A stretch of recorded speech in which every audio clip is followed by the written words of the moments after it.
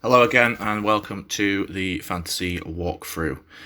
So here we are, and in this one we are going to get the Dwarf Key. So we've just defeated the Pirate King, and down there is Ancient Ruins and Desert Pass. Well, they're very useful for training, and if there's any Pokemon you might want that, ground, rock type, whatever. Completely optional areas.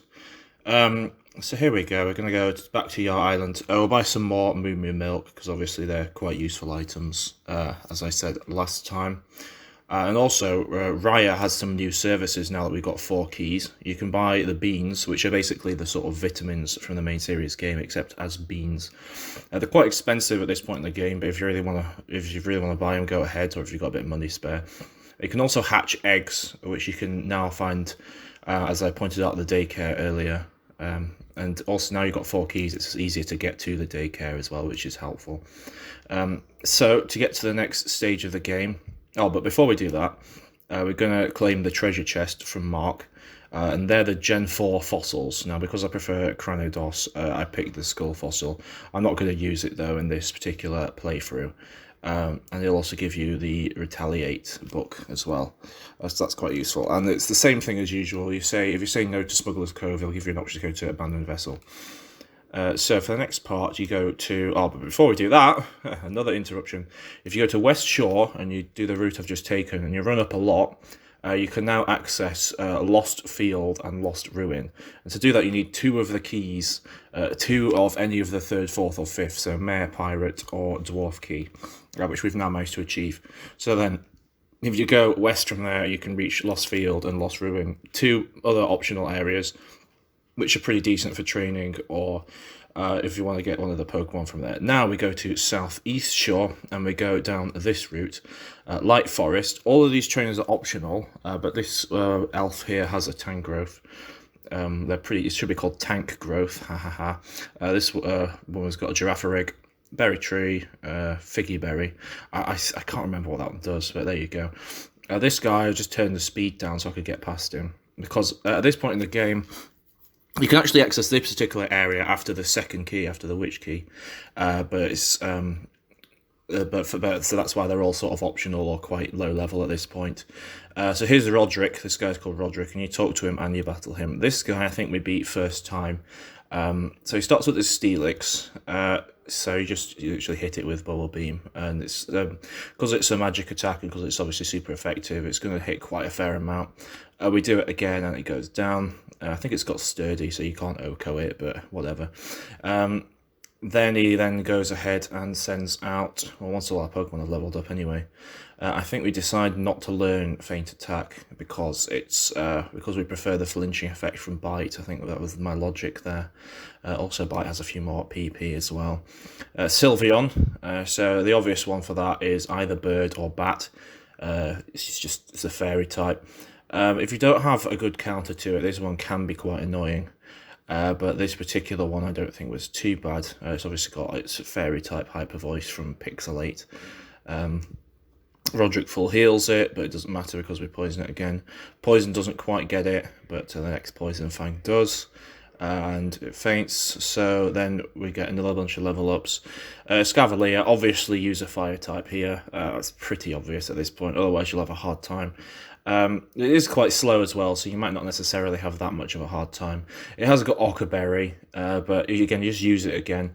We made the mistake of activating Fell Stinger, which makes it now a very, very scary situation. So we were then a bit anxious at this point. I think we sent out the bird because it was high defense. We go with a neutral Drill Peck, which didn't quite get it, but Iron Head did barely anything because it's not very effective and so high defense. Anyway, heals it. So yeah, be careful that it doesn't use Fell Stinger, because if you don't have something as tanky as Corviknight, you could be in quite a bit of trouble. So obviously make sure to try and avoid that. I think we then went to heal it, because we knew that it wouldn't hit high enough to knock it out at higher health. We go then for another Drill Peck, and we managed to take care of it. The last one left then is a Chelgor, or Excelgor, however you want to pronounce it. Relatively easy out of all the 4 Pokemon. You just gotta basically OHKO it with a flying move or fire or whatever else. and that is Roderick done. And we got quite a few level ups, which was pretty decent. And he will go off. He's basically, you just pick any of these two options. I think the same dialogue comes up. It doesn't really make any difference. So he'll go off, and then you've just got to make your way through Old Battlefield. So we went back and healed, and this is the first guy who's got a Q-Fant. He's got two Q-Fants.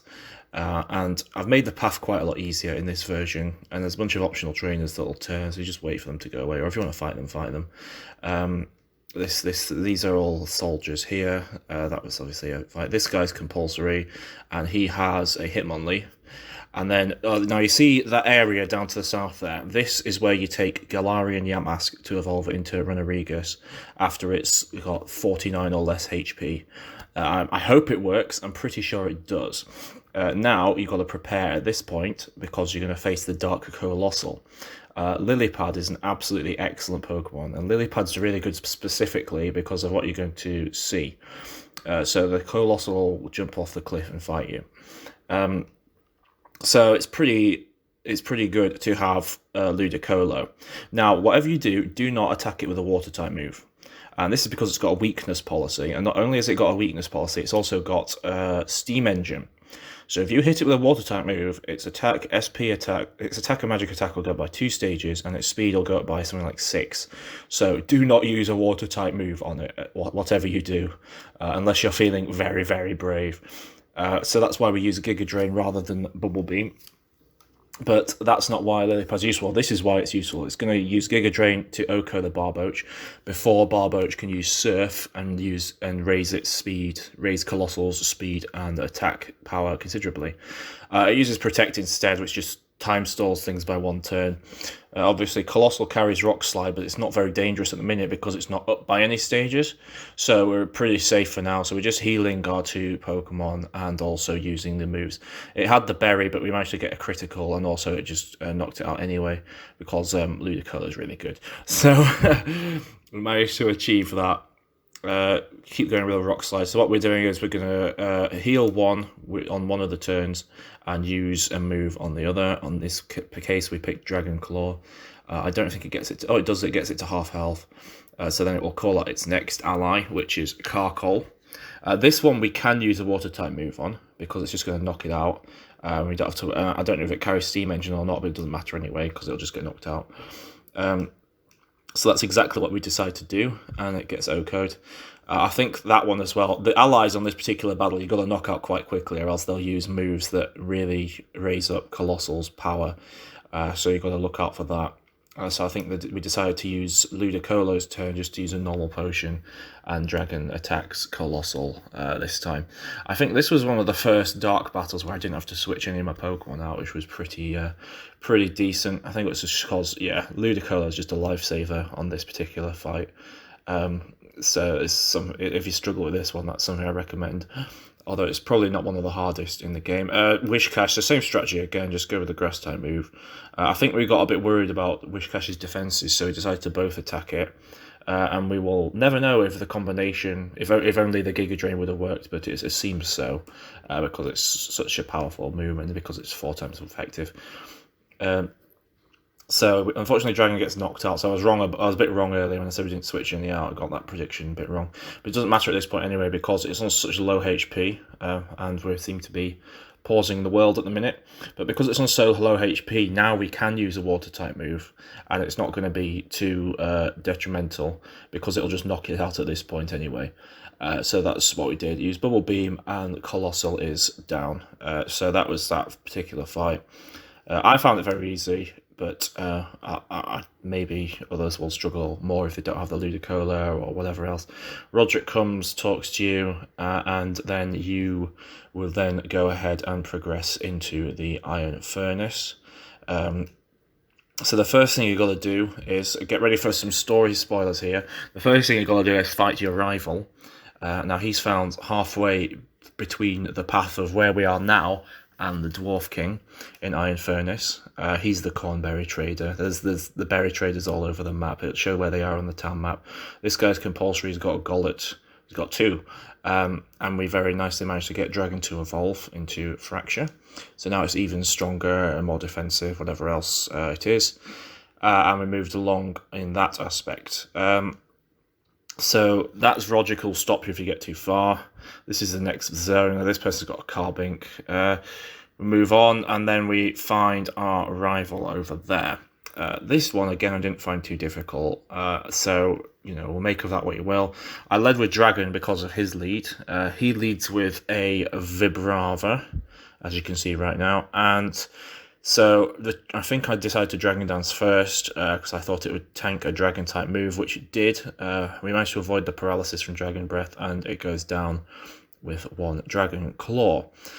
So next, we've got more levels up again. Clefable, obviously. I don't know why I decided not to switch it out. It didn't work too well because it basically knocked out Dragon with Disarming Voice.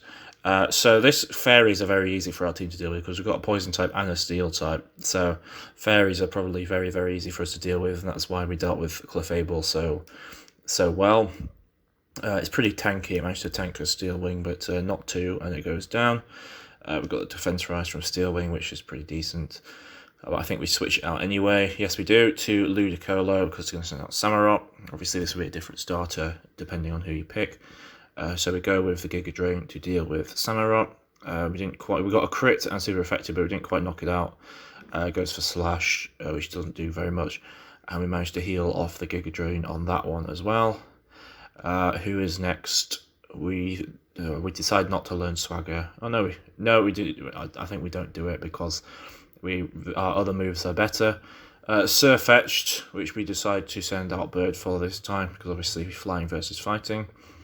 This particular Surfetched isn't too bad if you can take care of it and if you can resist its moves. I think it's got quite a similar moveset to the first time. It's got Weakness Policy, but it's no match for Corviknight's defense. And it's 4 levels higher as well, so there's that. And we beat the rival. It doesn't give out much money, but there you go. I guess he's a cheapskate.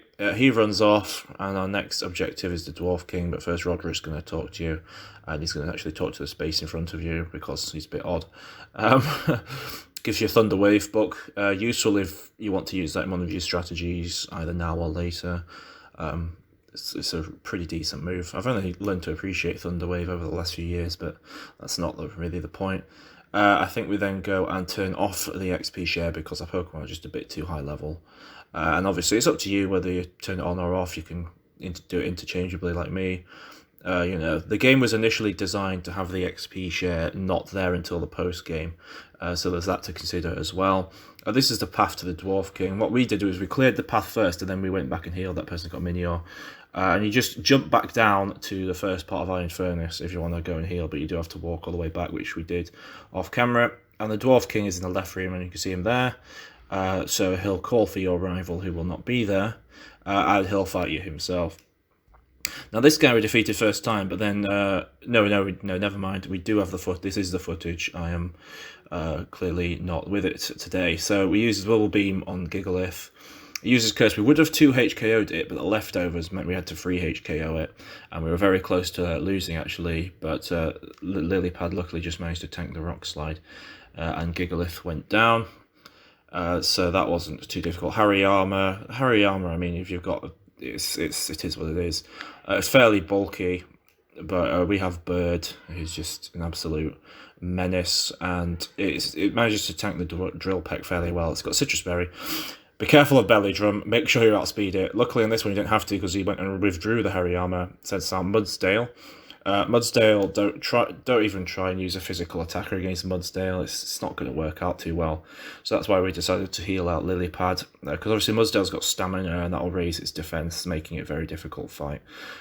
We healed Lilypad, and that's what we were going to do. So we're going to switch out to Lilypad because both of its stab moves are super effective against Mudsdale, and they're both magic attacks. So stamina doesn't really matter, even if its defense is +6, doesn't make any difference.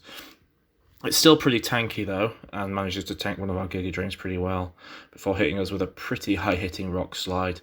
We almost get it, and we don't know what it's going to use Rock Smash to reduce our defense, but we Giga Drain it, and Mudsdale goes down. Again, annoying if you've not got a decent magic attacker, such as Ludicolo, which has been an absolute gem in this particular episode, I must say. Hariyama's back, and this time it hasn't got the belly drum out. So we just drill peck it. It doesn't quite go down because we use full restore, but it will probably do next turn, even after the bullet punch. Which I think was quite smartly used by the Dwarf King, but nonetheless it goes down anyway. Copperage is his last one and most powerful, but he's not dog for that because obviously fire versus steel. It's got a fairly good moveset, but it's really slow, which obviously makes things harder for it. We luckily managed to get a flinch, because otherwise I think it would have hit really hard. That one did hit really hard, but we managed to only just tank it. Last Fire Fang, Copperage goes down, we level up, and we have defeated the Dwarf King. So that is that part of the playthrough done. However, we're not quite done in Iron Furnace yet. Don't worry, no more battles. All you got to do is go through the cutscene with Roderick and the Dwarf King. Dwarven Garrot's another currency. And then when you next speak to Roderick, he'll give you a free Eevee. So if you're really into the evolution line, there you have it. You can obviously breed it, make more, and so on and so forth. We decided not to use it or even name it. But that is that part of the walkthrough done. And I will see you next time for the Elf Key. Thank you.